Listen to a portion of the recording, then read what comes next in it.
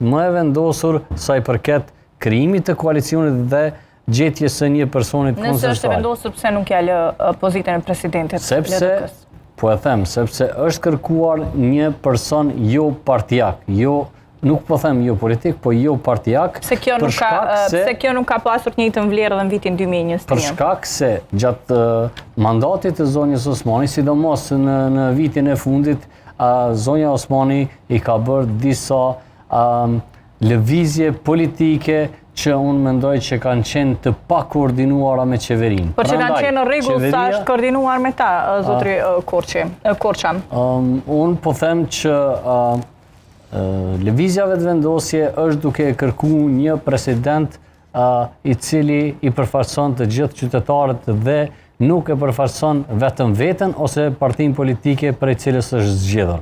Kjo mendoj që është shumë e drejtë sepse presidenti duhet të jetë i gjithë qytetarëve të Kosovës dhe t'i përfaqësojë interesat e gjithë qytetarëve të Kosovës, jo vetëm të një partie politike. Pse të mos jetë nga një parti politike, zotri Veriu?